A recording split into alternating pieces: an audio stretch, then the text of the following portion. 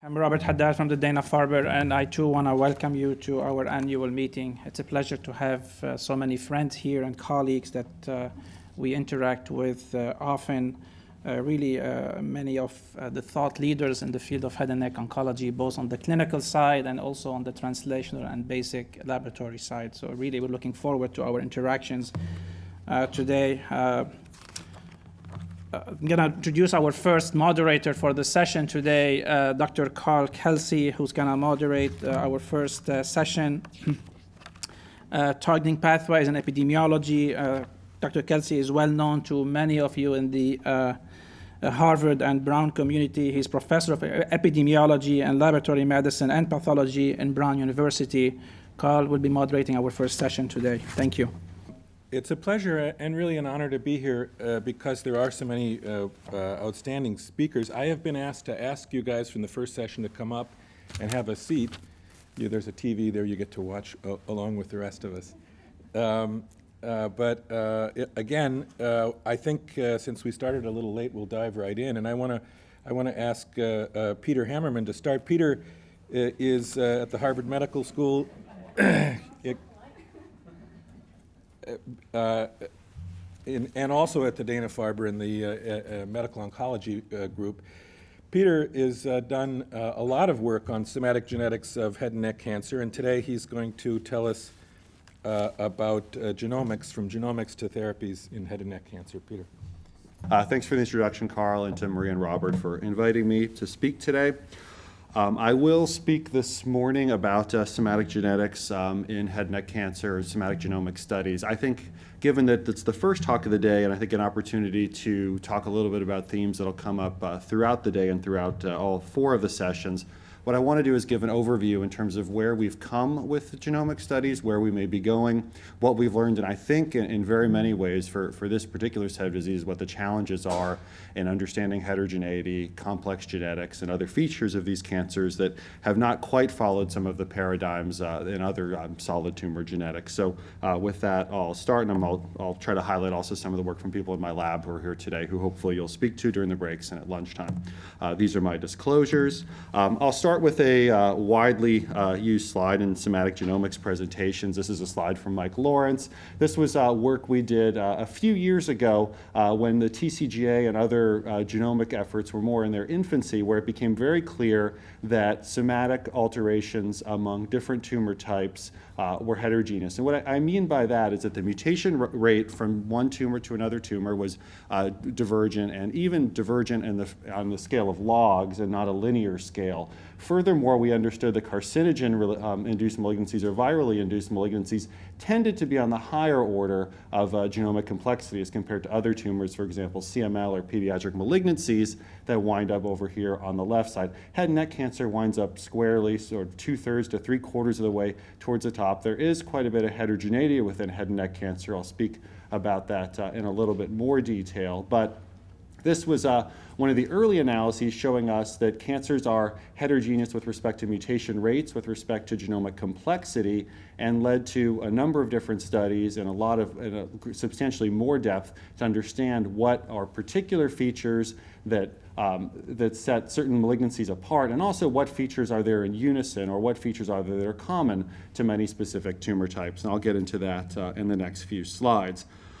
First and foremost, I think a lot of us who were involved in somatic tumor genetic studies took a page from CML, from lung adenocarcinoma, or other diseases where there really was a demonstration really over the past decade, and in many cases I think this chapter has now closed or reached its first set of conclusions to some degree, where it was understood that if you developed new insights and new technology, you could identify somatic alterations which potentially could inform therapeutic decisions. And this is, and I always make this disclaimer that I grew up as a lung cancer biologist and have moved more recently into head and neck cancer, but this is a typical slide that I use when I give a lot of talks on somatic genetics, which just shows that clinical trials in the early 2000s of polychemotherapy regimens were largely unselected, took large numbers of patients to accrue, and really were powered for incremental differences. This is a polychemotherapy trial led by the SWA group. This is a lung cancer trial, but needless to say, did not move the bar much. But what did move the bar, in particular in lung adenocarcinoma and in other diseases of this nature, was the identification that there are specific somatic alterations that drive the disease, that some of these are druggable. This is well known to, I'm sure, everybody in the audience. And that led to not so much incremental advances, but advances where in clinical trials you could actually see some separation among the curves. So if you have a somatic alteration and you're a lung cancer patient that can be targeted, there's a good chance you're going to live 5 years with metastatic disease. You're certainly likely to live 2 or 3 years. And that's really changed our approach and our thinking about solid tumor genetics and also hematologic malignancies to some degree. Now, I think many of us, when we went into large-scale genomic efforts in other diseases, I'll obviously be talking about head and neck cancer today, thought that we'd very much find the same thing. And I think what we've seen is that there's a lot more to the story than this slide shows. And I think this slide is also somewhat misleading in that this really talks about non-smokers with lung cancer, which is really a small proportion. For the vast majority of our other patients, we really haven't moved the bar much therapeutically. So this is the mutation plot. This was one of the figures from the TCGA paper that came out earlier this year. And what I want to show are a couple of features. First is that head and neck cancers from a somatic genetic standpoint seem to be dominated, at least if you look at mutational significance or mutational frequency, by tumor suppressor losses in the CDKN2A, 2B locus. If you count up not only mutations, but copy number alterations, methylation, alternative splicing, lost by other mechanisms, CDKN2A is lost in almost all HPV negative head and neck cancers. Ditto for P53 down here. Caspase-8, Notch, MLL2, NSD1, HLA, these are all predominantly loss of function mutations. What you don't see in this plot, which you see in a lot of other malignancies, such as melanoma, lung adenocarcinoma, or others, are high levels of recurrent somatic point mutations that clearly activate oncogenic pathways. You have a few HRAS events, which are down here. I won't talk much today about NRF2, very interesting transcription factor pathway we work on in the lab. And the one kinase that comes up towards the top, and we'll hear a lot more about this from Dr. Cantley later on, is PIK3CA. You also see PTEN loss. You see several other alterations in the PI3 kinase pathway signaling, in PI3 kinase signaling. But by and large, you don't see high-frequency somatic alterations in genes that one would consider druggable in head and neck cancer. Now, you can parse this a little bit more, and a more directed study we did with Tanguy's group at University of Chicago did show that if you look specifically, and this was more the case in our HPV positive cohort, that you can find somatic alterations in genes that potentially might be druggable, and I'll show a couple vignettes from this as well. The most common were actually point mutations in FGFR3 and FGFR2. So that's fibroblast growth factor 3 and fibroblast growth factor 2. These are mutations that are well studied or have long been studied in other diseases, particularly endometrial cancer, bladder cancer, and others. But by and large, even at the 10% frequency, these are not so common in this particular disease. In HPV negative cancer, you see much more commonly amplifications, and as I'll talk about a little bit later in the talk, situations where there are potentially multiple drivers in these tumors. This is a quick vignette from a patient that Robert Haddad, who just spoke, treated a couple of years ago.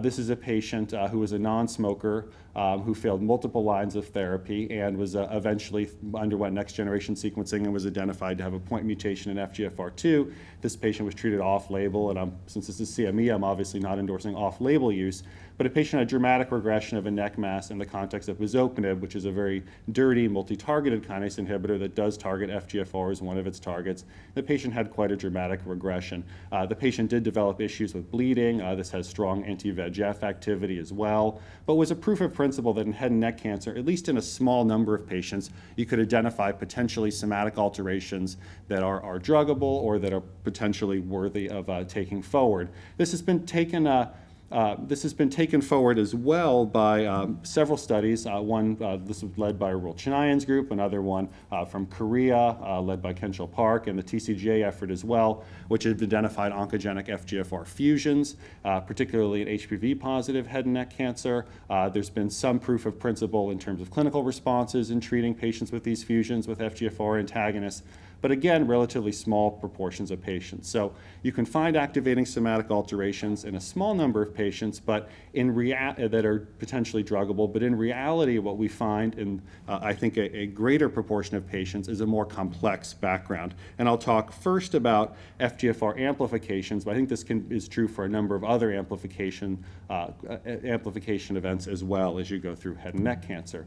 This is a series of data that reflects a series of papers, several by Roman Thomas's group, one by our group as well, which looked across pan-cancer at FGFR amplifications in terms of responsiveness to FGFR inhibitors. What we found in this study, and this is some of our work, this is some of Roman Thomas's group's work as well, is that you can identify what you think might be a potentially targetable biomarker across a disease type, and this is again a pan-cancer look, but what you find in reality is that only a subset of amplified, in this case cell lines, are actually dependent on the FGFR pathway. We did this with shRNA analysis and also with chemical inhibitor studies, but by and large, most are not. And if you dice up the less responsive cell lines in more detail, you find, and I'll show a slide depicting this next, but what you find is that many of these tumors have multiple drivers, have complex genomic events, complex genetic backgrounds, are maybe partially sensitive, have an IC50 for the cell lines in the hundreds of nanomolar range, but quickly adapt, quickly become resistant, and really aren't especially, and are not as sensitive long-term to pharmacologic suppression. And this is a patient vignette. This is a case that was published by Jürgen Wolf's group, which again shows this was their best response in an FGFR-amplified patient. Pretty underwhelming, but again, this has been explored fairly comprehensively in the clinic now. And this is just a C-Bioportal, so-called OncoPrint look at our TCGA cohort in head and neck cancer. And I just actually pulled a bunch of the targets just from looking at clinicaltrials.gov in terms of biomarker-driven trials going on in head and neck cancer.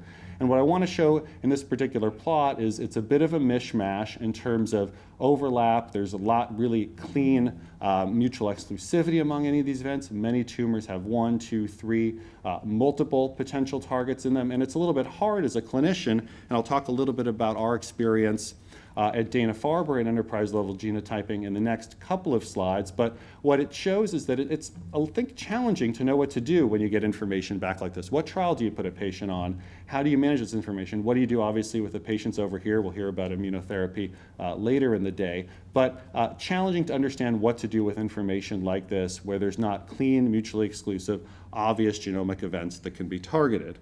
This is work done by Nicole Chow, or led by Nicole Chow, I should say, from our institute, who is here as well. This is enterprise-level genotyping. So at Dana-Farber, we've been offering next-generation sequencing to patients for about 3 or 4 years now. We've done over 200 head and neck cancer cases. And this is, again, just the overlay, or overview, I should say, of mutational events we find in head and neck cancer. We've subsetted here by anatomic site, by P16 positivity, by smoking as well. And to make a long story short, I think we've largely recapitulated in our clinical cohort what we've seen in TCGA and other genomics efforts, so P53 being the dominant event. You see here high frequency of Notch, MLL2, PI3 kinase, CDKN2A mutational events as well. So I think our cohort in many ways recapitulates what we've seen in larger genomic profiling studies, so you can indeed do this, and the data do make sense. But again, the question is, in a sea of mutations, what do you do about therapeutic decisions? And Nicole did, I think, a pretty interesting analysis, and please talk to her to get more details about this study as you go on throughout the day. But what was interesting about this is if you looked at patients who went on a genotype-driven trial at our center, or I should say on a trial of an agent targeting a particular genomic biomarker, and they were so-called unmatched patients, there were essentially no responses in the experimental therapeutics group. If you tied enrollment to a particular marker, and again, the numbers are very small, we had 4 of 8 patients with a response. So I think if you obtain this information, there's value in obtaining this information, but it's not necessarily always clear what one should do with that information. And again, we're seeing partial responses, and I think it leaves a lot of room for additional improvement. And I want to talk about 2 particular concepts in the few minutes I have left that we're interested in my group in trying to push this forward. So the first I want to talk about is I spoke at the very start that there are commonalities among solid tumors, there are differences among solid tumors. So one wants to think about what are mutational events that are potentially intrinsic to one's tumor type and what are common to across tumor types. So it's very easy or very straightforward, and I think it's very simple for many of us to fall into. If a drug is out there and works in another cancer type, can we bring it into head and neck cancer? That seems a fairly straightforward approach. It's not necessarily always an approach that will work out, but that's a fairly straightforward approach. But what about genes also, or somatic alterations that are specific to disease? So this is a follow-on paper from Mike Lawrence, and this paper is interested in, it looks at what are the particular mutations, again, that are specific to a disease, what are general, and also looks a little bit at the interconnectedness or interrelatedness among cancer types. And not surprisingly, it shows that most tumors of squamous histology, and including bladder cancer, which is sort of borderline, tend to share a lot in common.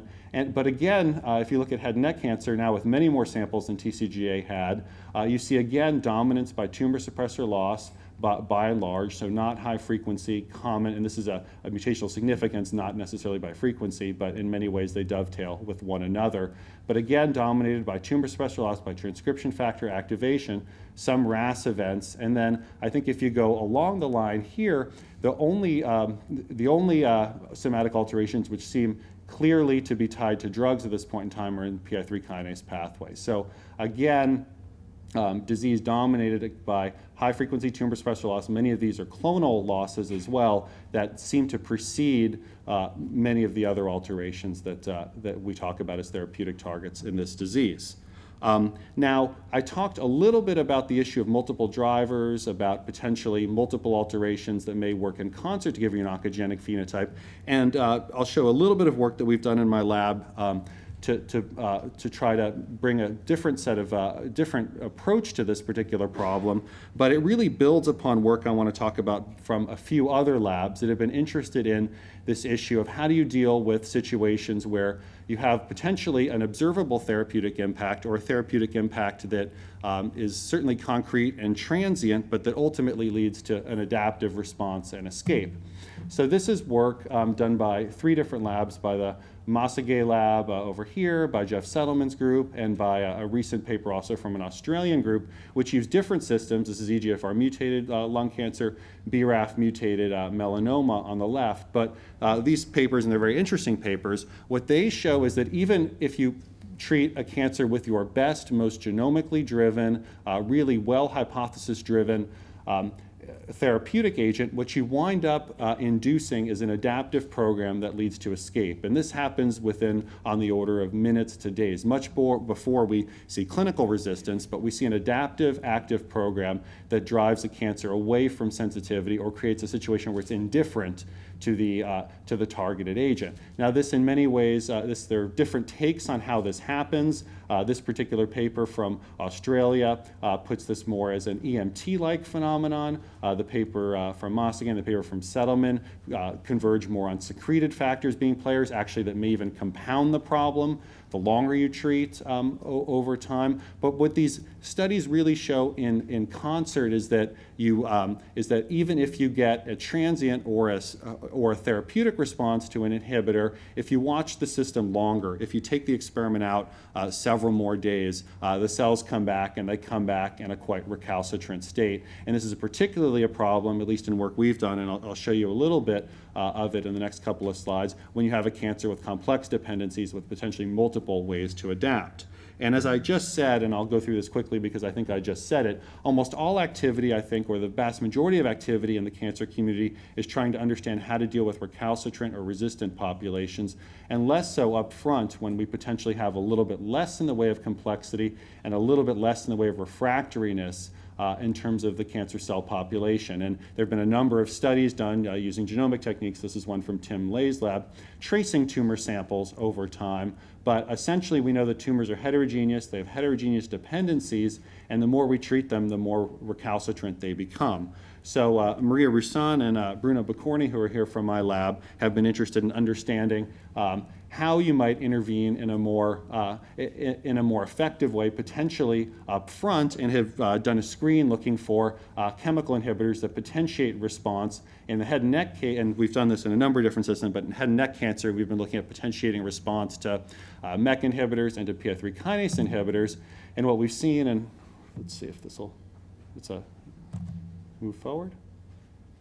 Here we go. And what we've seen here, and this is just a couple of head and neck models that we've looked at with complex dependencies, HSC4 and YD8, what we've converged upon were inhibitors of CDK7 and CDK12, which are higher order cyclin-dependent kinases, and which inhibit both transcriptional initiation and elongation. You might think that they'd be quite toxic. They've been actually very well tolerated in animal studies that we've looked at. But essentially, if you look at colony-forming assays, which I think capture a lot more than doing a 3 or 4 day IC50, where you don't necessarily get a sense of adaptation or a sense of what happens to the cancer patient or the cancer population long term. What we looked at here in particular, and we have some micrographs here because the data don't look perfect here projecting, is that whereas we can treat with MEK inhibitor, with PI3 kinase inhibitor, and these lines were selected because they're on the more sensitive side to MEK or PI3 kinase inhibitors, when you add the inhibitor of CDK7/12, THZ1, which was generated by Nat Gray's group and published last year, you really see quite significant potentiation of the therapeutic impact or therapeutic effect. And we actually don't see regrowth out to a few weeks, and we've done this in a number of different models. And please talk to Maria about this if you're interested.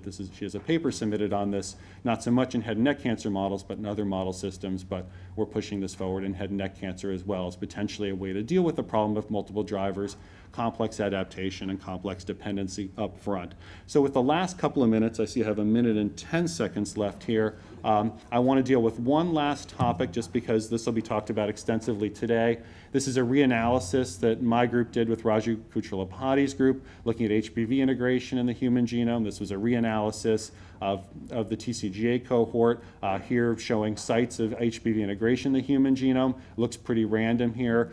They are distributed among all chromosomes. They tend to be distributed more commonly within genes. They do some very interesting things. I'll show you one quick example, but HPV integration can lead to disruption of transcription. It can lead to gene amplification. It can lead to breakpoints that drive chromosomal translocations. Dr. Gillison's group has a nice paper on this also, looking at HPV integration. And the one example I want to show, because I know we'll be talking about immunotherapy later, and Nadia Hassana in my lab has been working on this integrant, is here's a situation where HPV integrates within the PD-L1 locus itself. And what it drives here is alternative, it actually drives alternative polyadenylation and the formation of a highly amplified and alternatively polyadenylated form of PD-L1 that winds up being soluble, which is sort of interesting and something that my group has been working on. So HPV, didn't talk much about it today. HPV positive and negative disease are distinct from a genomic standpoint. I'm happy to talk more about that if people are interested. But just to show you that the virus does more than E6 and E7, and this is a case where HPV integrates in a particular locus where there's a lot of therapeutic interest. So with that, I'll thank the people in my lab who did a lot of this work, as well as other collaborators. And with that, I'll move on.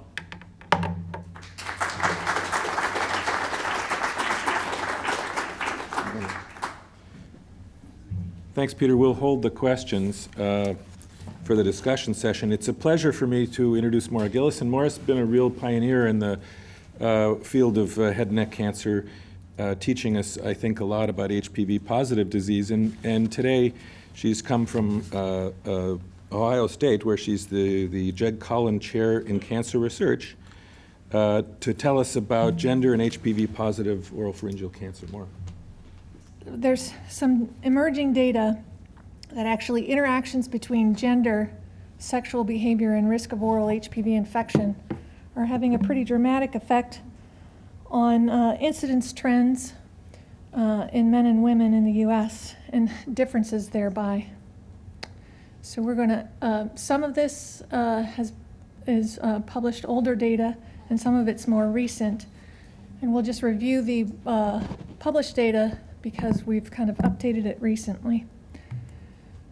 So obviously, when you're talking about the epidemiology of a cancer, you need to also talk about the risk factors for it. And what we understand now in terms of risk factors for HPV-positive head and neck cancer, they include male gender, older age, clearly sexual behavior, interestingly, recent year of birth, more recent in calendar time, oral HPV-16 infection, And then tobacco smoking more so as a mediator of HPV infection in terms of its natural history than an independent factor, perhaps.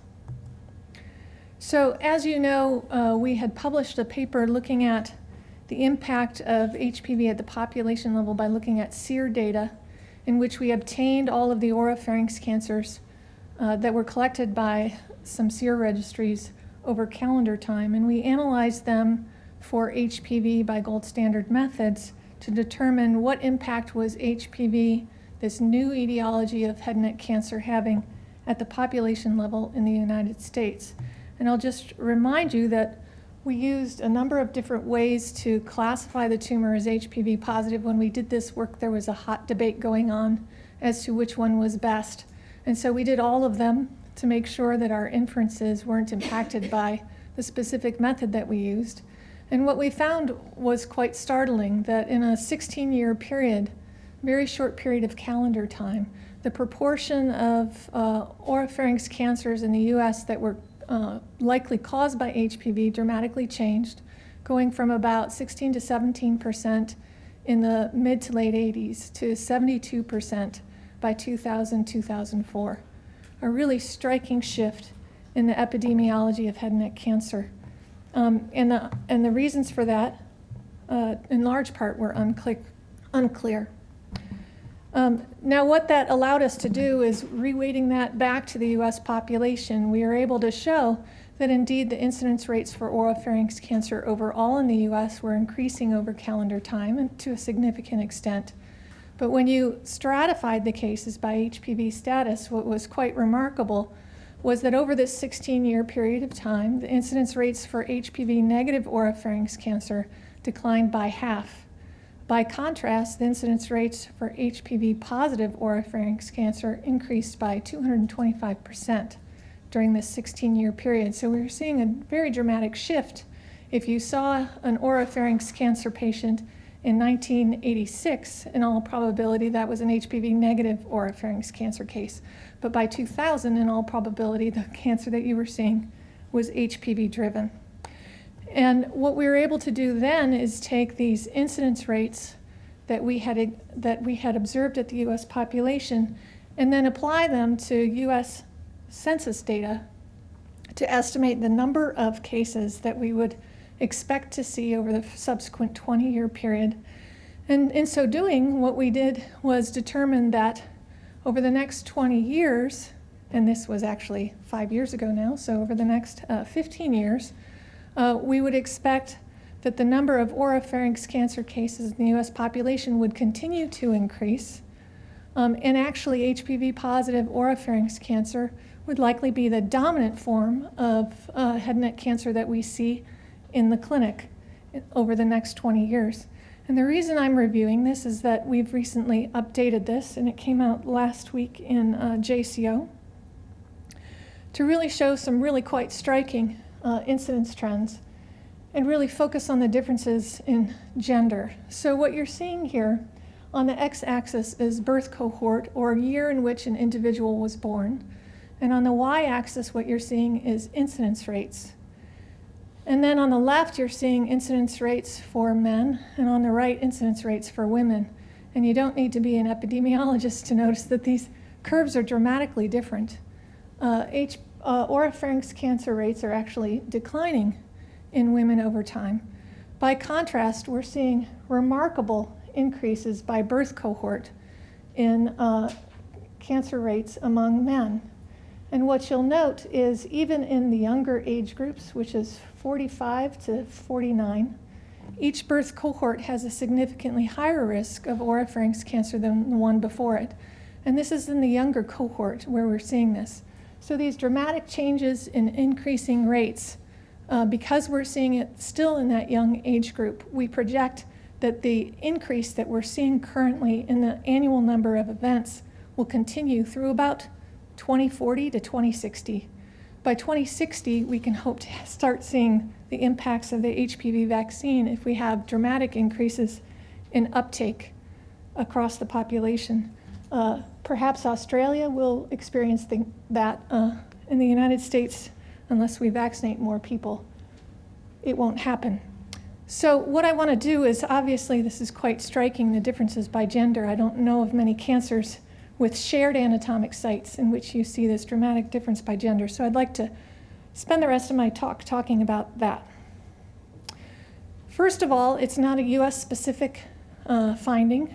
A number of regions around the world, largely including North America now, South America, Western Europe, Scandinavia, Great Britain, Australia, and many other regions of the world have now observed these same phenomenons, and several of these regions have also actually done tumor analysis now to show that these increases in oropharynx incidence are being driven by HPV in those populations. What we were able to do with collaborators at NCI and the World Health Organization was actually look at incidence trends for oropharynx and oral cavity cancer, considering those surrogates for HPV-related cancer and HPV-unrelated oral cavity cancer. And then what we did was we wanted to look at incidence trends for clearly smoking-related cancer, which was squamous cell carcinoma of the lung.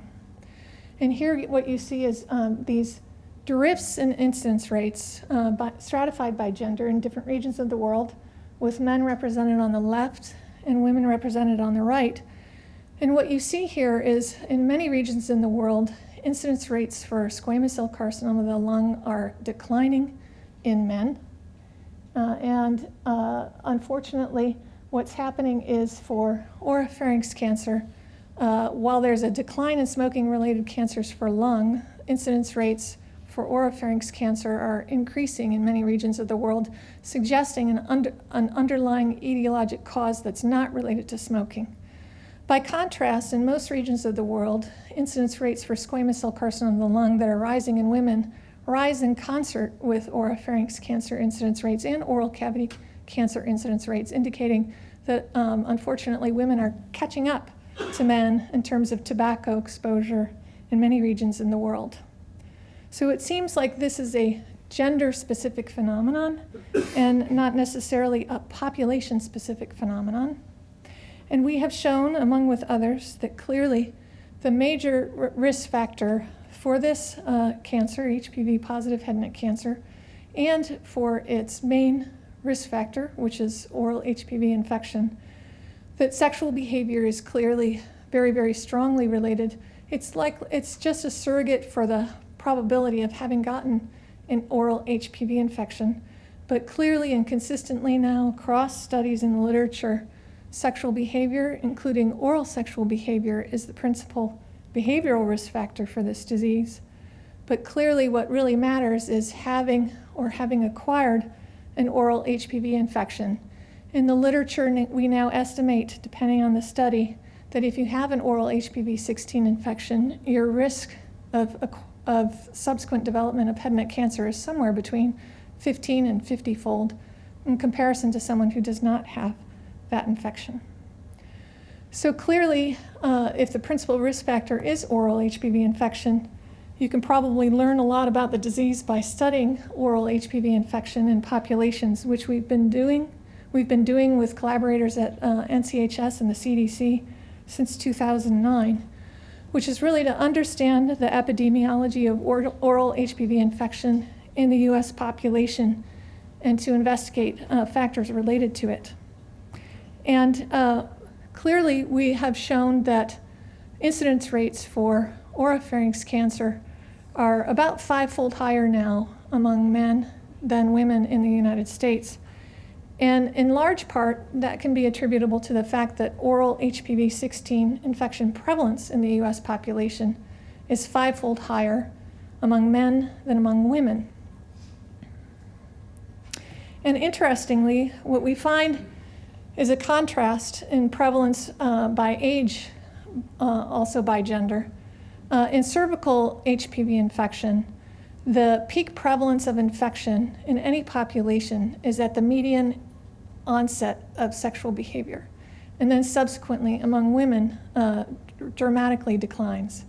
By contrast, oral HPV prevalence among men continues to increase with age. And why would that be? Well, it has to be either that men remain at risk in terms of incidence over time, or that men have higher duration of infection, longer persistence, because prevalence is a function of both incidence rates and persistence. So we're doing a lot of work now trying to understand that. For both men and women, when you look at oral HPV infection, you see the same behaviors related to it, largely sexual behaviors. The greatest and strongest factor is number of partners on whom you've performed oral sex in your lifetime. So both for men and women, sexual behavior is clearly important.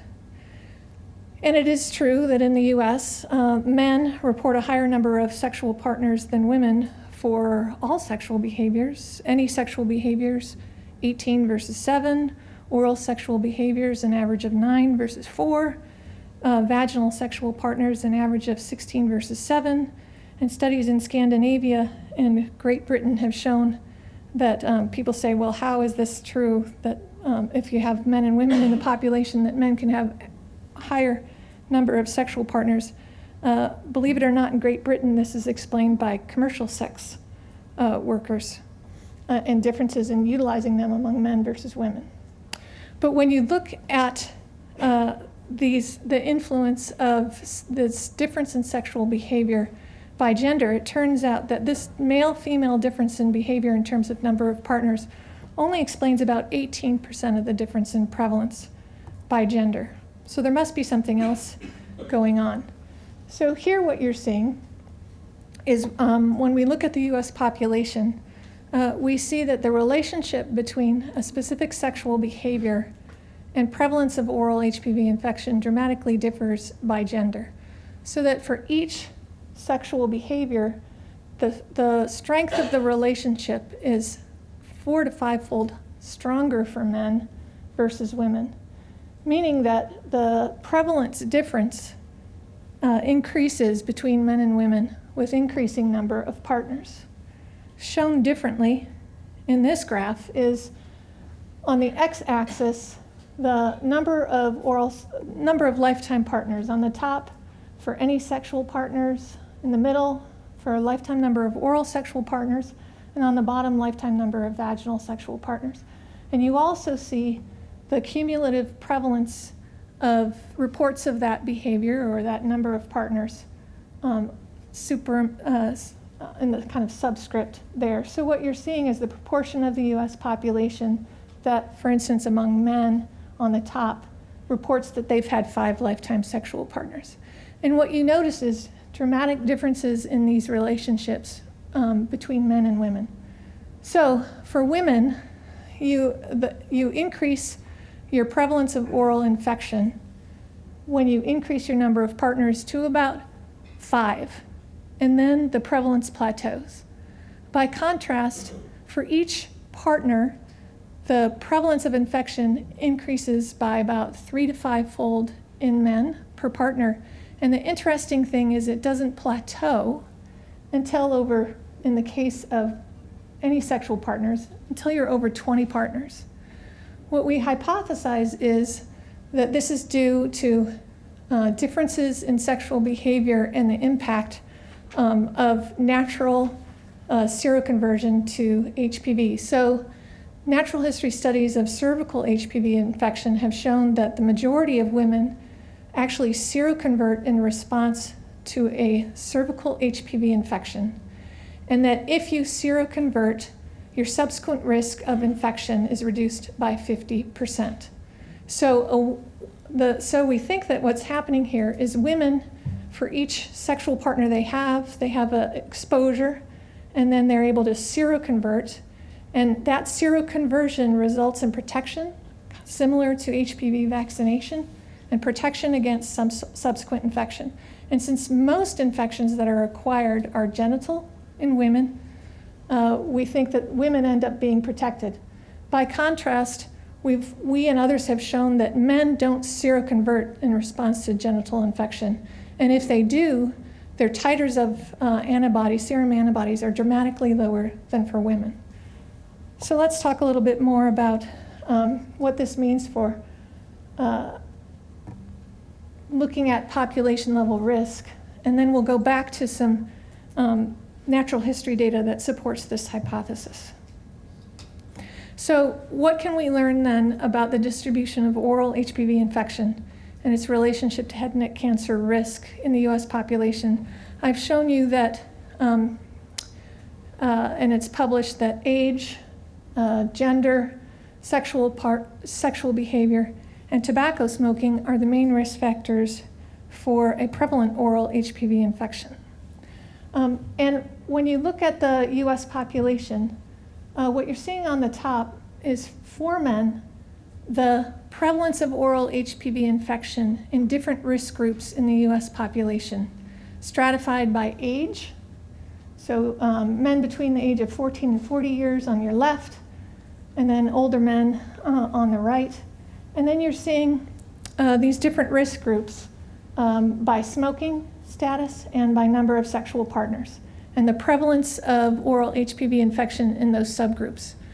So it is true that, for instance, if you're a man between the age of 60 and 69, and you smoked, and you currently smoke a pack a day, and you've had more than 20 sexual partners in your lifetime, the prevalence of, and this is high-risk HPV infection, that's cancer-causing HPV infection, that subgroup 1 in 3 has a prevalent high-risk oral HPV infection.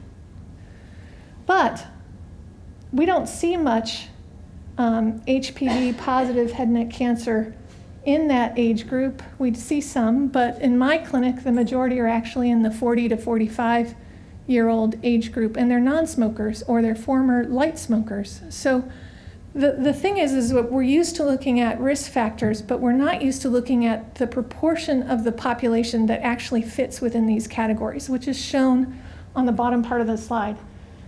So here you actually see is the number of infected individuals in the US population in each of those subgroups. And what you see here is that the dominant groups then are men between the age of 40 and 59 years who are never or former smokers and who've had a moderate to high number of sexual partners. And this is the group that we're actually seeing in the clinic because these are the people who are at risk. We have higher numbers of people who fit that category. We don't have many 60 to 69-year-old 20-plus sexual partners, current one pack per day smokers in the US population. We actually have very few of them. So there are very few of those people in the US population who have an infection and they're at risk. This difference also probably explains that why in case control studies we don't see strong associations between smoking and risk of HPV positive head and neck cancer. It's because in my studies, most of the people who enroll in case control studies are these same people who are never or former smokers. And this is what the corresponding data looks like in women. So clearly, far fewer numbers of women with prevalent high-risk oral HPV infection. Now, for the last minute or so, I'd like to describe some data that gives us some further insight on this, which is a natural history study. It's being led by my former doctoral student and long-term collaborator, Amber D'Souza, but we do all of the HPV detection in my laboratory. And this is an interesting study of individuals in inner city Baltimore between the age of 18 and 25 that have had oral HPV samples collected every 3 months for 18 months. And our main outcome is type-specific oral HPV infection. And given this is a prospective natural history study, this is the first really good incidence and persistence data that's in the literature. Well, not yet in the literature. And so our goal is to understand risk factors for oral HPV infection and persistence. This was a high-risk population, median age 21, 3/4 of it African American, half men, many of them current smokers, very sexually active group, with a large proportion having a history of a prior sexually transmitted disease. And it's very interesting because in this study, we see really, really strong interactions between gender, sexual behavior, and risk factors for oral HPV infection. So here we're actually looking at risk stratified by gender. So these are factors associated with risk of acquiring a new oral HPV infection. And you'll note among men that recent oral sexual partners, having had a new partner for oral sex in the prior 3 months, was significantly associated with risk of acquiring an oral HPV infection, and that risk significantly increased with number of recent sexual partners. But by contrast, for women, there was no such association, and I should also say that the incidence rates were higher among men than among women. By contrast, when you look at lifetime number of vaginal sexual partners, we see no evidence of a relationship among men, but we see a protective effect for women. So women who have a higher prior number of vaginal sexual partners actually reduce their risk. So this is consistent with our hypothesis of seroconversion among women being protective, which I think is the first evidence of that. So I think this is really interesting data because it shows how a gender and sexual behavior interaction is driving dramatic changes in incidence in the US population over time. So if you think about it, say the sexual behavioral changes that occurred during the sexual revolution equally impacted men and women. I think some could argue that they actually impacted women more than men, but they impacted both genders. So say when the number of partners increased among women, after approximately 3 partners, they become protected against HPV infection. By contrast, men remain at risk, and so their risk increases with each number of partner. And as a result, we see the underlying behavioral and biologic reasons for the fact that those incidence rate curves are still pretty much going sky high among men, but they're actually decreasing among women. So I think this is fascinating, how you can study oral HPV epidemiology and end up understanding risk trends in the US population. The other thing that I wanted to say is men also have higher rates of persistence of oral HPV infection. So they're 60% less likely to clear their infection once they've acquired it than women. So there's another part to the story. In conclusion, incidence rates for HPV-associated head and neck cancer are rising more sharply among men than women. In part, this is due to a 5-fold higher prevalence of HPV-16 infection among men. The higher oral HPV infection prevalence among men is due to a combination of increased incidence, the interactions we talked about with sexual behavior, and decreased clearance of infection among men.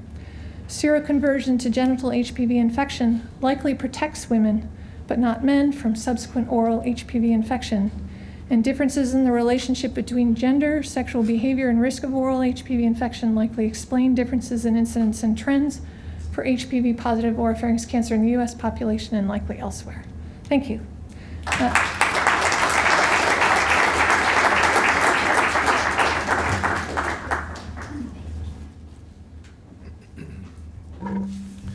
Thanks, Maura. Our next speaker is Sara Pai, who's, unlike Maura, not come from Ohio, but from down the street. Sara is a member of the Faculty of Surgery at the Mass General, and she's going to talk to us about, I think, what I look forward to hearing about, targeting immune checkpoint pathways in HPV-associated head and neck cancers. Whereas Peter had provided a perspective earlier focusing on the tumor and genetic alterations associated with the tumor, I'm going to provide a different but complementary perspective, and that's one of looking at the tumor microenvironment and seeing how by understanding this microenvironment we can start to develop novel immunotherapeutic strategies targeting head and neck cancer. These are my disclosures. So in addition to the epidemiology surrounding HPV-associated head and neck cancers that Maura had discussed, one of the fascinating things I find about this disease is where the tumors start. And the tumors start within the palatine and lingual tonsils, which are a lymphoid-rich organ. If you look at the tonsil, it's essentially a large lymph node. And what you have is you have a surface epithelium which invaginates to form these crypts. Whereas tobacco-related tonsil cancers start here on the surface, which is the area of highest exposure to tobacco-related carcinogens. HPV-related tonsil cancers start here in the crypts. So if we take a closer look at the crypts, we see there are breaks in the basement membrane, which are required for lymphocyte migration in and out of this organ. Well, these breaks in the basement membrane also exposes the basal cell layer to HPV infection.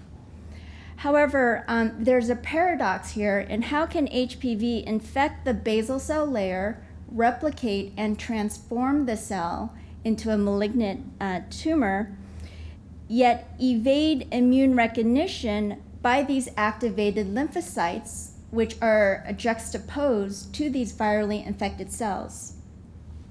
This paradox is highlighted in this prototypic H&E of an HPV-positive tonsil cancer. And here we have nests of tumor, and in the surrounding stroma, it's infiltrated with immune cells. And you even see the immune cells percolating within the tumor's nest, yet the tumor is able to persist and grow. So what we were interested in trying to understand was what is the activation status of these surrounding immune cells? Well, there are a variety of receptors which are expressed on T cells, which when binding their cognate ligand can result in a positive signal which activates the T cells, or a negative signal which turns off T cell activation. So one of the inhibitory pathways that we were interested in looking at was to see whether the PD-1, PD-L1 pathway was activated in these tumors. So first what we did was we took HPV-positive tumors, isolated their T cells, and asked how many of those T cells express the PD-1 receptor. We did this by flow cytometry, and this was work done by Sophia Lyford-Pike, who was a resident in the lab on a T32 grant.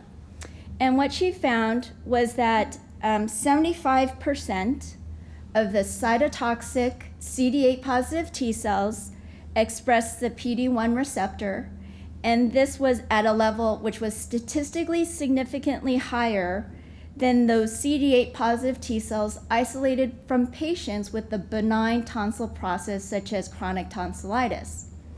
Now, the other thing we found interesting was that if you look at this dot plot, you'll see that in the HPV positive tumor, there's a subset of the T cells which express even higher levels of PD-1 receptor, which is not present in the patients with chronic tonsillitis. And we've come to understand that this high PD-1 expressing T cell population is the functionally relevant T cell population that we're trying to target with our therapies that we're going to discuss later today. So now that we've found out that 75% of the CD8 positive T cells express the PD-1 receptor, we wanted to see if its cognate ligand was also being expressed within the tumor microenvironment. And we did this by immunohistochemistry. This was done by my research technologist, Belinda Akpen. We confirmed that it was HPV positive by in situ hybridization and P16 staining. And we found that indeed there was strong PD-L1 expression within these tumors, and PD-L1 expression occurred in two flavors. One flavor was if the entire tumor diffusely expressed PD-L1, and the other pattern we saw was that PD-L1 was only expressed in the surrounding the tumor or outlining the tumor nest as if it was a barrier or fortress to prevent T cell infiltration or penetration into the tumor cell. We looked at a total of 20 HPV positive tumors at that time. 70% of those tumors expressed PD-L1. We looked at a small number of HPV negative tonsil cancers, and only 30% of those tumors expressed PD-L1. What was common to both the HPV positive and HPV negative tumors was that PD-L1 expression only occurred when there were tumor infiltrating lymphocytes. This was an interesting finding at the time because we knew tumor infiltrating lymphocytes, when they're activated, secrete gamma interferon, and gamma interferon is known to upregulate PD-L1 expression. So to further explore this relationship between tumor-infiltrating lymphocytes, gamma interferon, and PD-L1 expression, we did quantitative RT-PCR. This was done by Jeff Young, who was a head and neck fellow in the lab. And what he found was that in PD-L1 positive tumors, there was a 16-fold increase in CD8 positive T cells with an associated 32-fold increase in gamma interferon expression as compared to tumors which did not express PD-L1. So this made us believe that the CD8 positive T cells were indeed secreting gamma interferon, which was upregulating PD-L1. And we proposed an adaptive immune evasion mechanism which was being used in HPV positive tumors, where patients were mounting HPV or tumor-specific T cell responses. These T cells were activated, being recruited to the tumor microenvironment. They were secreting gamma interferon. PD-1 is a marker of T cell activation, so they were also expressing the PD-1 receptor. The gamma interferon was acting on the local tumor cells and the local immune cells to upregulate PD-L1 expression, and the PD-1 receptor was able to bind PD-L1 to then shut down the T cell. In order to confirm that this pathway was occurring, we wanted to establish the local relationships between the PD-1 receptor and PD-L1 expression, and we did this through immunohistochemistry. And this was done by Belinda Akpen. We took serial sections of HPV positive tumors. We stained with H&E, and here we see the tumor nests. We stained it then with CD3, where it's strongly positive in the stroma. Within this CD3 T cell population, we broke it down to the CD4s and CD8 positive T cells. And then in the next slide, we stained for PD-L1. And we see again that PD-L1 nicely outlines the tumor, and it seems to be a negative image of the CD8 positive T cell staining, suggesting that the PD-1 receptor on the CD8 positive T cells is able to interact with PD-L1. At this time, our pathologist, Bill Westra, said, I'm not sure that the PD-L1 expression is coming primarily from the tumors. And that's what prompted us to look at some macrophage markers, and we looked at CD68, and we saw that there was overlap between the PD-L1 expression and CD68 macrophages, suggesting that PD-L1 was being expressed both by the tumors and macrophages. We further explored this. I'm not sure if we're able to lower the lights a little bit, but we did further explore this by dual staining immunofluorescence. And in the top row, we see PD-1 expression. Panel A, we did immunohistochemistry for PD-1. The next, on panel C, we did PD-1 expression, which is demonstrated here in green. In the lower B panel, we see PD-L1 expression in the tumors. And in panel D, we see PD-L1 in red. And in panel E, we see the merging of panels C and D, where we have PD-1 receptor expressed in green being expressed on the T cells. And then we see PD-L1 being expressed in red by the immune cells and or tumors. And we see areas of yellow which demonstrate co-localization of these, the receptor and the ligand. And in panel F, we have staining with nuclei. In order to, at this time, multispectral imaging hadn't quite come into the picture. And in recent months, we've been able to do multispectral imaging in collaboration with Paul Toomey. And here we see a composite. We have P16 staining, which is here in cyan blue.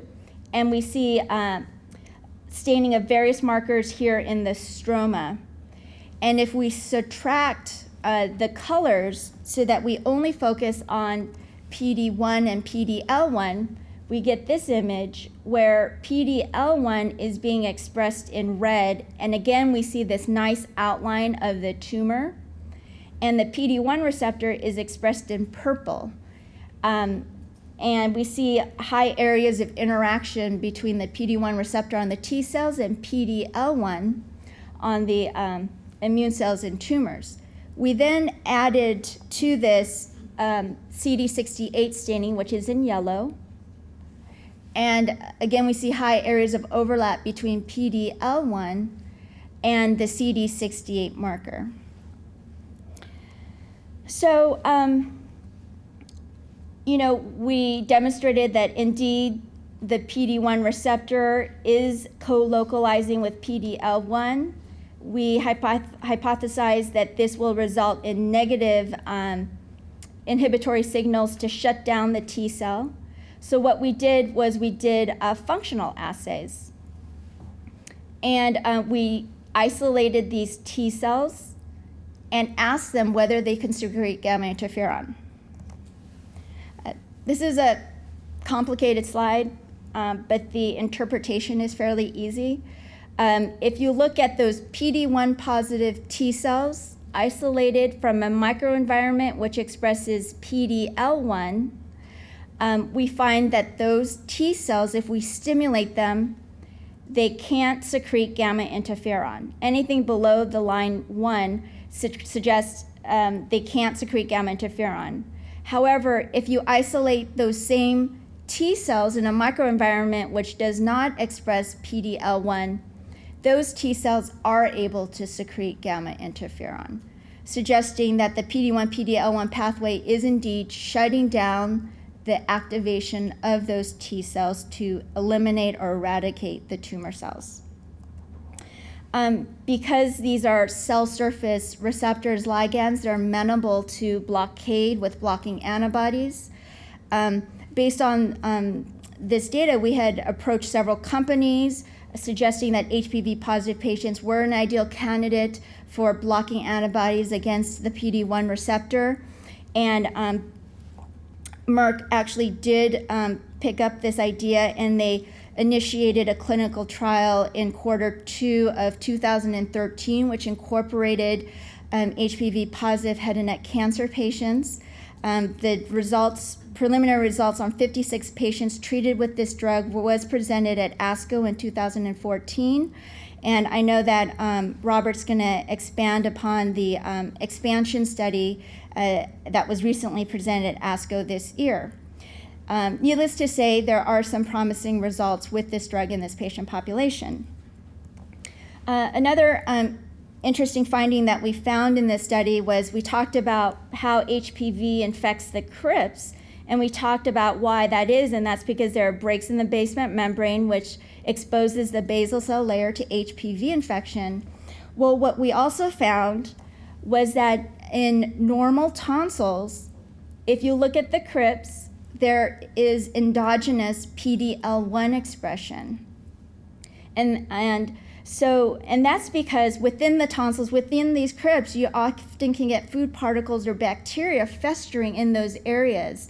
And so the body has built in a safety mechanism to prevent oneself from generating a hyperactive response against food particles or bacteria.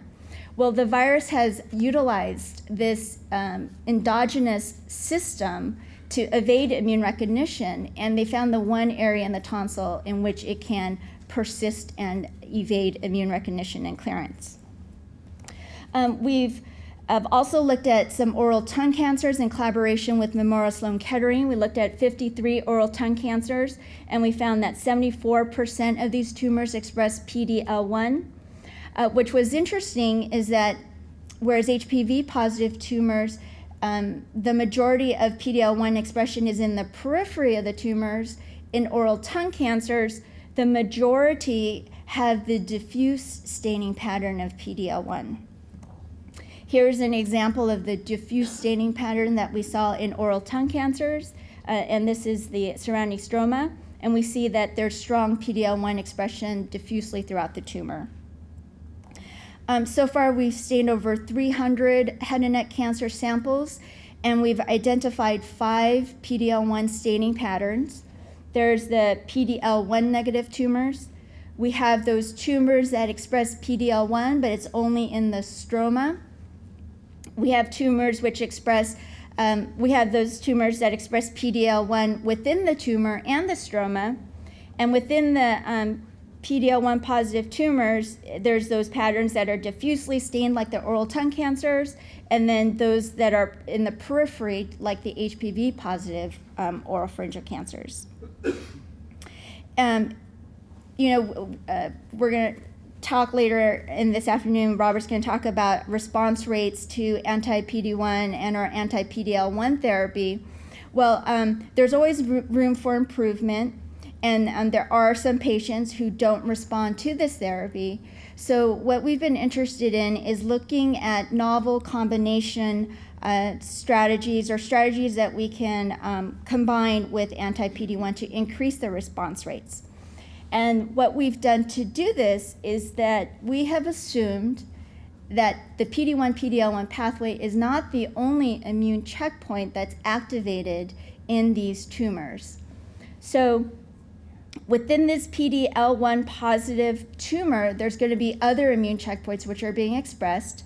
And so what we did was we wanted to laser capture microdissect these PD-L1 positive fronts, and we ran them on a custom microarray with different immune genes. And this is the list that we got. This line signifies which is statistically significant and highly upregulated in PD-L1 positive tumors as compared to PD-L1 negative tumors.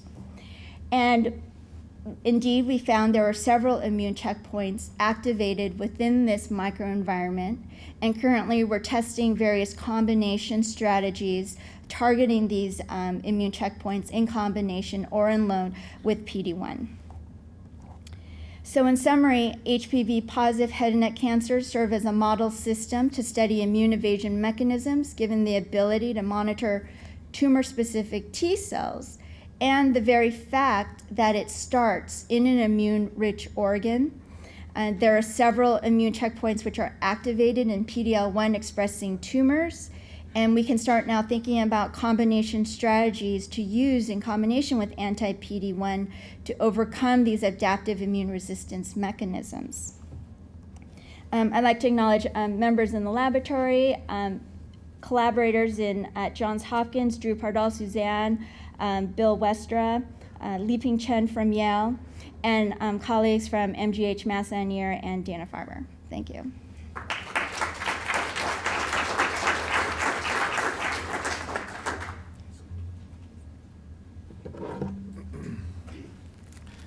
Thanks, Sarah. It's a pleasure for me to introduce our final speaker, who's Jorge Frias-Lopez. Jorge is associate member of the staff and vice chair of the Department of Microbiology at the Forsyth, and a lecturer in oral medicine at the Harvard School of Dental Medicine.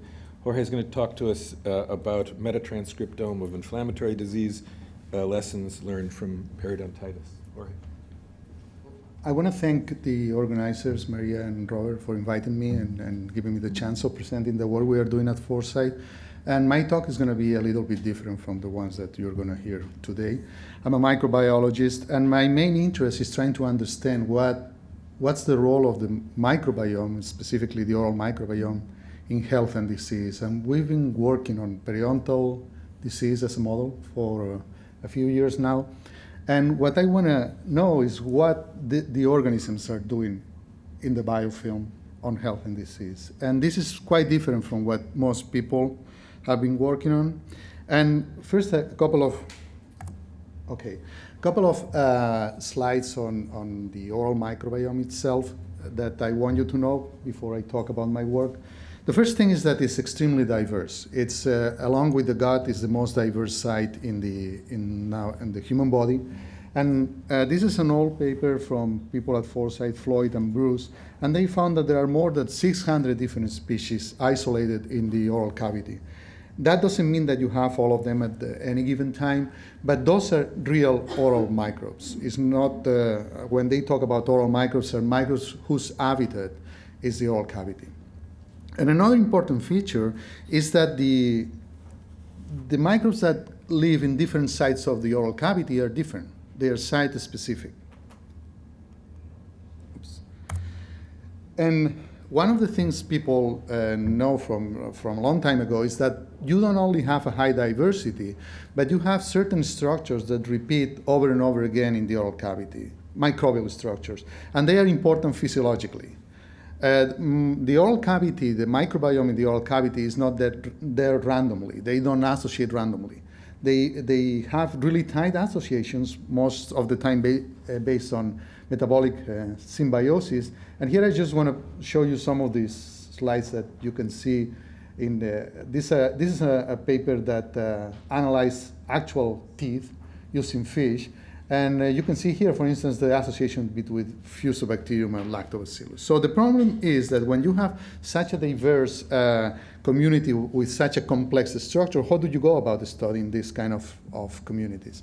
And what most people have been doing is just look at who is there in the community using 16S ribosomal RNA as an ID for the phylogenetic assignment of the different members of the community. And most of the papers you probably have seen or read are based on this kind of analysis. And this analysis has several advantages over others. The first one is that it's cheap, and you don't need to know who is there in order to analyze your community. If you are starting a project from scratch, this is the way to go. The problem is that it has PCR bias, and it doesn't tell you anything about function. And to me, function is really important, understanding function. Metagenomic analysis, or what some people call shotgun metagenome analysis, tells you everything that is in the community in terms of genes. So you take the DNA, throw it into the sequencer, and you sequence everything. So it doesn't only tell you who is there, the composition, but also tells you the potential for that microbial community to do things.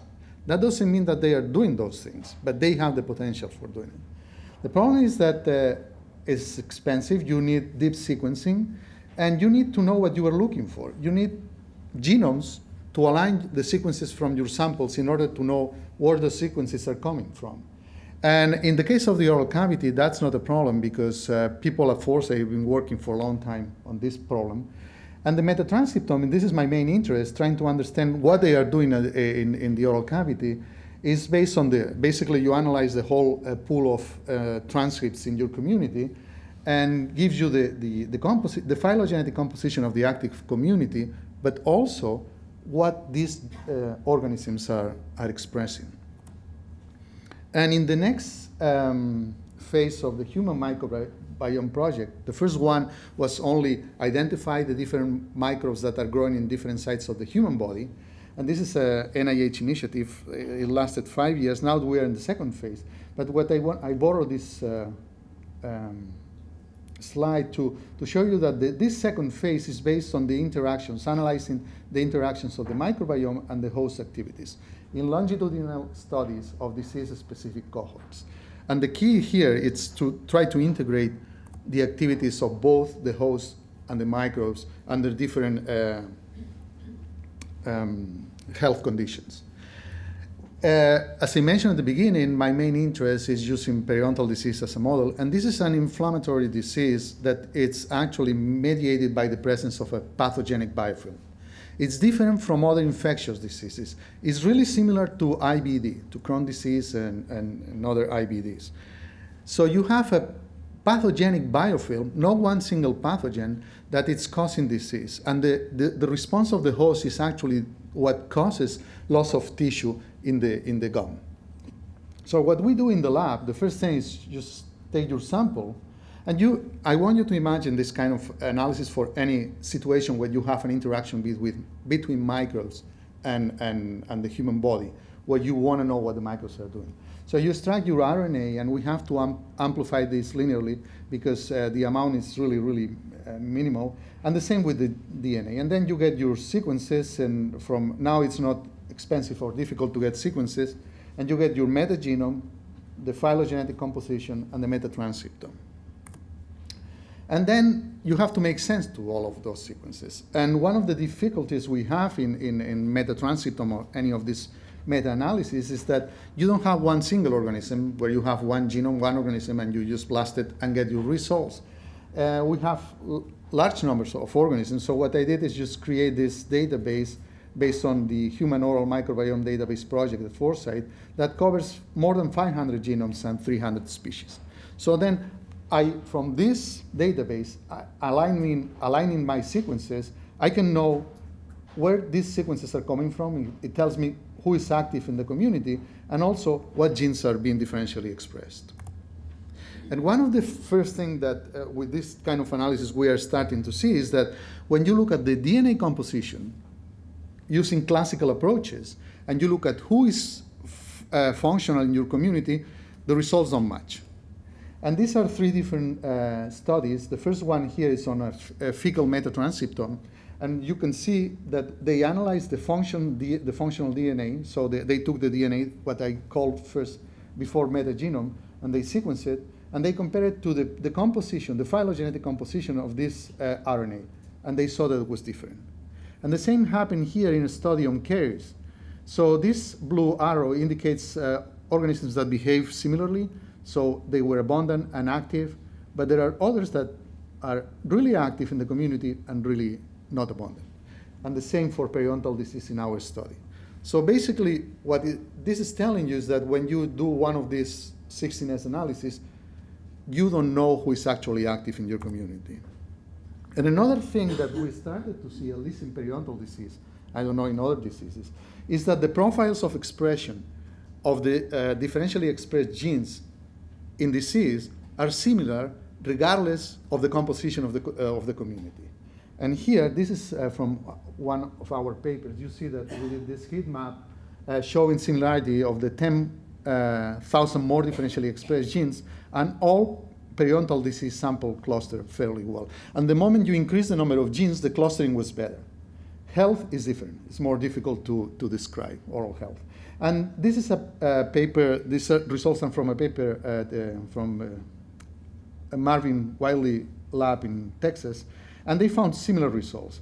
These are families of proteins, and what they saw is that the families of proteins that were differentially expressed in health and disease were different, and all samples from health had the same families upregulated, all samples from disease had the same families upregulated.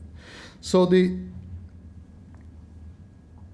our main interest, again, is the progression of this disease. And one of the questions we still have, is why in one individual you have teeth that progress to disease, you have periodontal disease after a few months, while other teeth remain stable.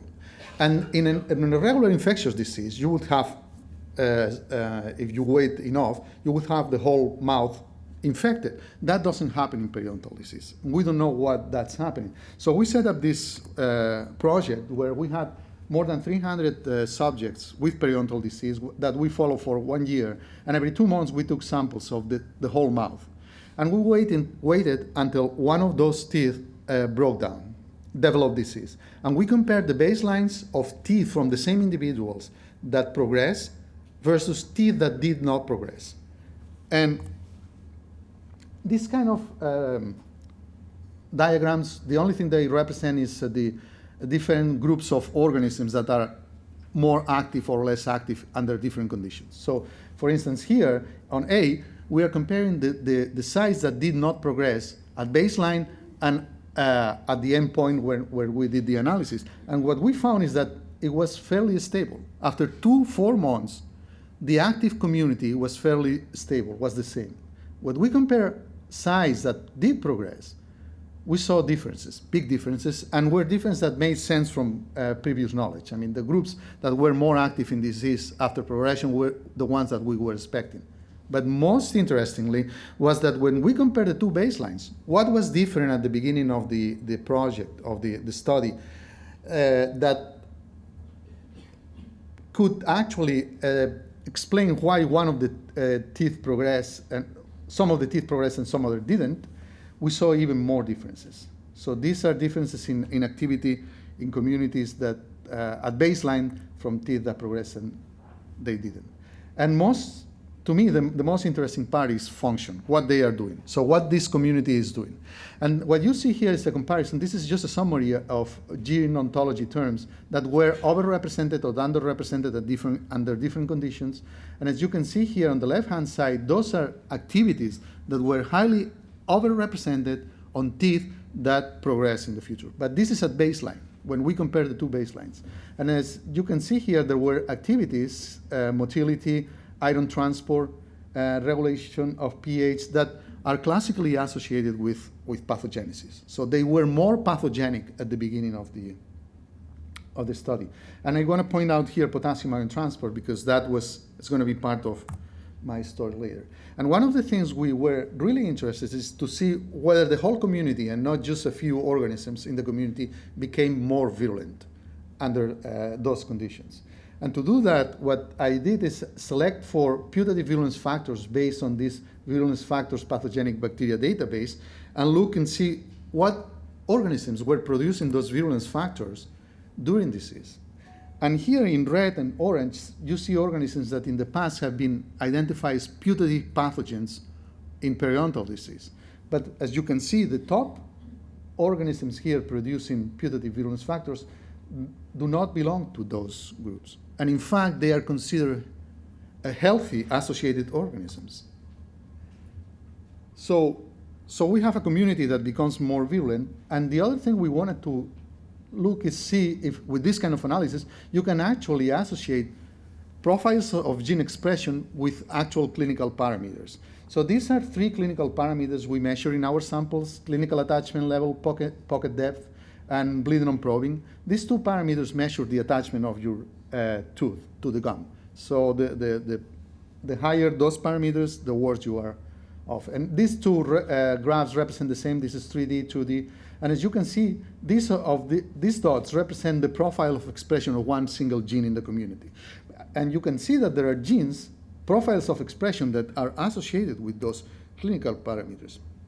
And when we look at the activities of those genes, we see that they are associated with potassium ion transport again, proteolysis, and cobalamin biosynthesis, also chloride transport. But these 3 activities turn out to be really important. So to test the idea, we have other evidence that potassium is really important, but to test the idea in vitro that indeed the concentration of potassium is a key signal for disease, what we did was a simple experiment. So we took saliva and plaque. Plaque is the biofilm, the dental biofilm, and incubated for only 3 hours in anaerobic conditions and did a metatranscriptome analysis. And what we saw,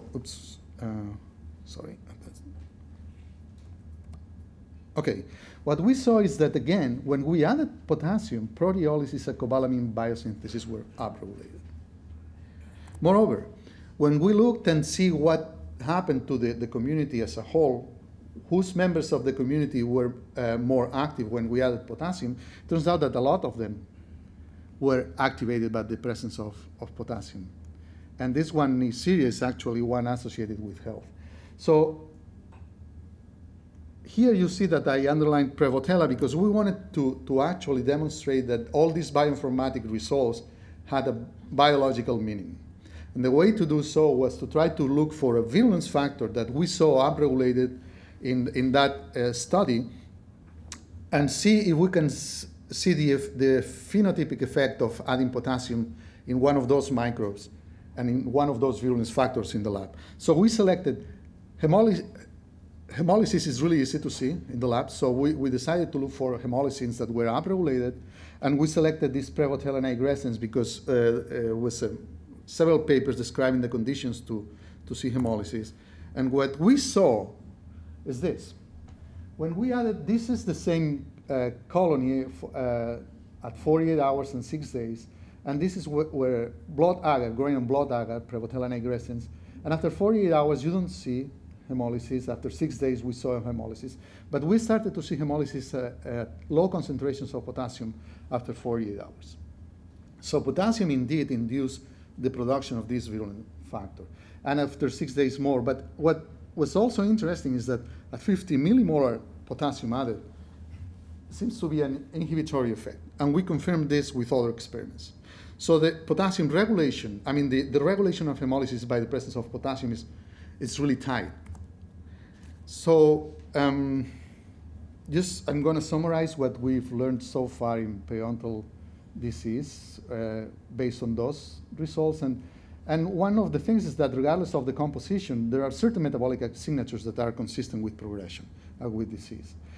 What's important in our case, in this kind of inflammatory diseases that respond to the presence of a pathogenic biofilm, is the whole community becomes more virulent.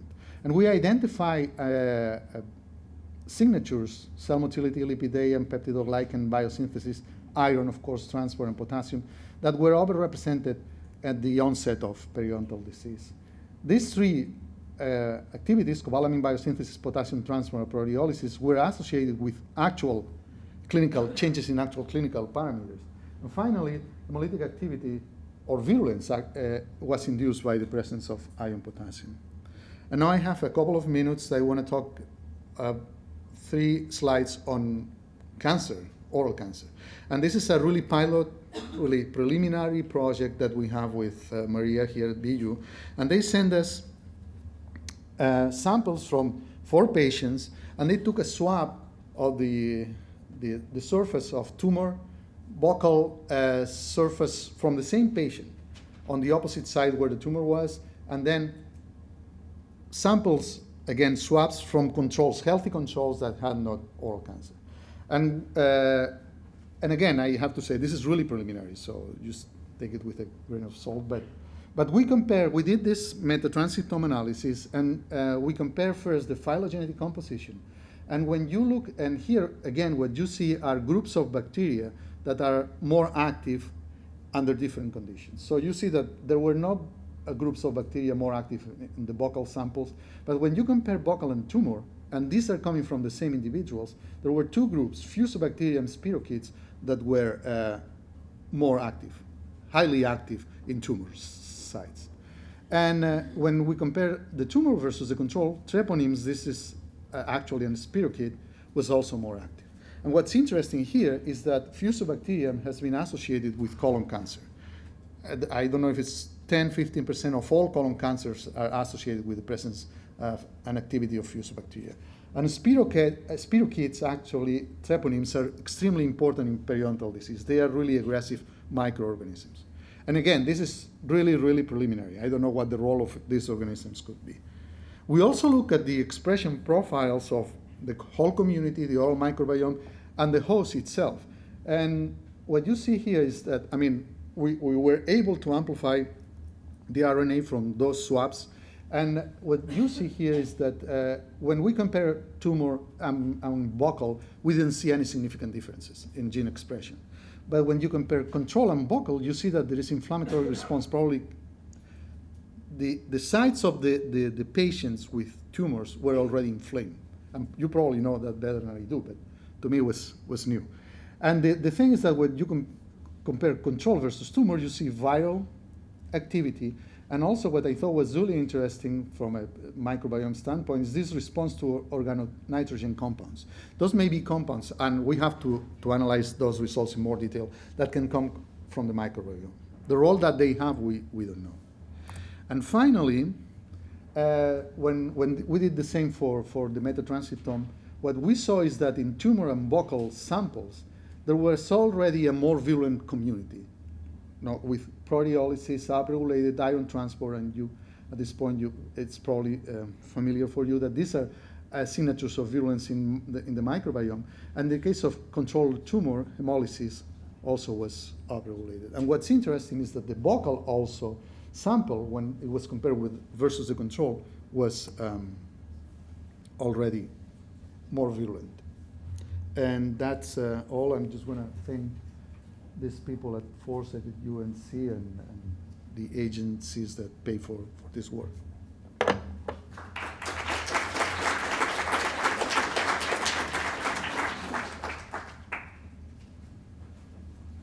Thanks, Jorge. I think we have a few more questions, although not as much as we might like. Time for questions. And I actually want to start by asking Sara and Peter about what they think about whether there is, or if they believe there is, what is the nature of the crosstalk between somatic alterations and the nature of the immune response. I mean, clearly there are differences, and do those things associate? Yeah, we're putting our one in on this together. Yes, so good question. So I think likely yes, though there's no evidence clearly in head and neck cancer yet that that's the case. There's some inklings from other diseases where that's certainly the case, be it colorectal cancer, be it your work, be it lung and hematologic malignancies, where there are, I think, a few different ways to parse this. So first, there are somatic alterations in genes which impact the immune response. That's simple enough to imagine. So there are loss of function mutations in genes involved in antigen presentation. There are mutations in cytokines and cytokine receptors. So I think that is, I think, a little bit easier to put a handle on. There's a nice meta-analysis by Neerha Cohen's group that was in Cell earlier this year that takes on that particular question. I think what's more interesting to me is, do the genes and pathways that we think about as involved in signaling processes, in proliferation and apoptosis or others, impact the immune response as well? So there's data on, for example, LKB1 alterations in lung adenocarcinoma where that's the case, and EGFR pathway. So I think it's undoubtedly the case, but it's challenging to tease these out without really good model systems to nail this down. So it's easy to go do an informatics survey in a large data set and try to pull some of these out, but pull some of these features out. But to actually prove this is somewhat challenging, especially given some of the limitations in head and neck and other cancers with immunocompetent models. But I'll let Sara. Yeah, I think there are going to be certain genetic alterations which is going to prohibit the full potential of immune checkpoint inhibition to work. And I don't think we quite understand what patient population or which genetic alterations that would be. And so I think it provides a really nice field for collaborations between people like Peter, who have this tremendous experience with genomic profiling and being able to understand these different genetic pathways, and then to try to see in that setting which immune checkpoints are being activated or downregulated. So. Cool. Any other questions? Yeah, Lou. Question for Sara. You mentioned that often the papillomavirus initiates in the tonsils or expands there. So yeah, we have a lot of people who've had tonsillectomies. Are they protected, or it just starts somewhere else? Yeah, well, what we did was we looked at normal tonsils, and we took it initially from adults, and we saw that there was this baseline PD-L1 expression in the exact area where the virus is known to infect. And then we thought, well, could it be that they were exposed to the virus, and that's what caused the upregulation of PD-L1? But then we took patients who were the pediatric patient population, less than 2 years old, and they had the same phenomenon for PD-L1 expression. So by having that expression, that's what makes people susceptible to HPV infection within the tonsil area. That being said, even though 75% of sexually active men and women have been exposed to the virus, it's only less than 10% of individuals who manifest with the disease. So PD-L1 expression in the tonsil may facilitate that initial infection and cause persistence in that 10%. But there's other things that aren't quite clear of why do the 90%, how are they able to effectively clear the virus? I can answer that in a different way from an epidemiologic perspective. Because Carol Thackeray published a paper this year in Cancer Prevention Research looking at Danish data showing that tonsillectomy actually does decrease your risk of tonsil cancer by about 50%, but does nothing for base of tongue cancer, arguing against the tonsil being the quote-unquote true reservoir. And then Anil Chaturvedi did a similar analysis that's, I think, in press, looking at Swedish data showing that even if you account for declining rates of tonsillectomy in populations, it doesn't account at all for the increase in incidence over time. Yeah, other question?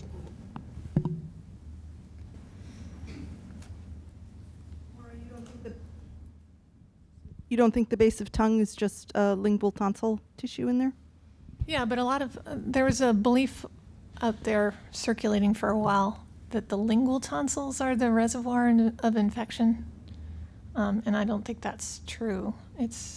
And I don't know that it's necessarily a reservoir for infection, because I think we detect infection elsewhere in the oral cavity. Thank you.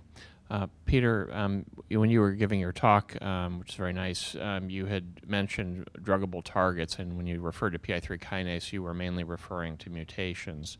Do you think that the amplified form of PI3 kinase is one of the drivers of these cancers, and that although they may be less susceptible to inhibitors that bind to ATPase binding sites or that sort of thing, that they may still be druggable?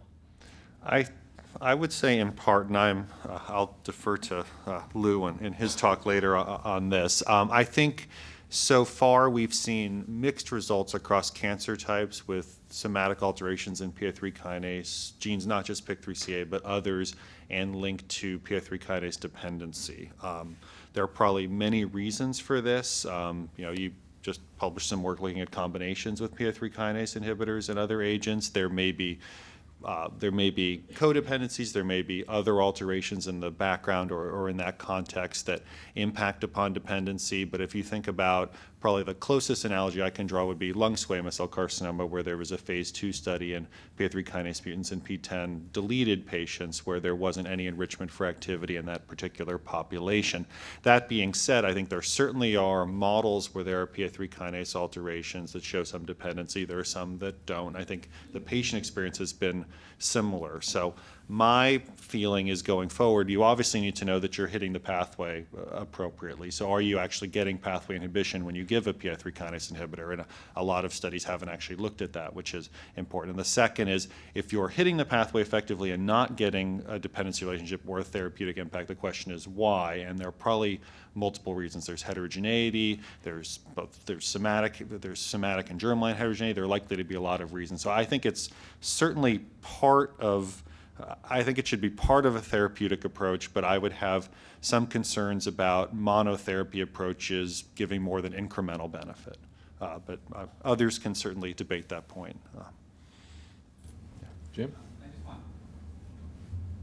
maybe to follow up on that question, but so with all that sequencing coming through the Broad, you have access to the mutant allele fraction, you have access to absolute correction. Mm-hmm. So PI3 kinase mutations, what percentage of the tumor is actually showing it? I don't know if we need to go through the trial to find out. Is it 10%, 30%? I mean, we know that the early events, right, the truncal mutations are going to be around 100%, but we can't target these tumor suppressor genes. So that we see later these kinase events come in, right?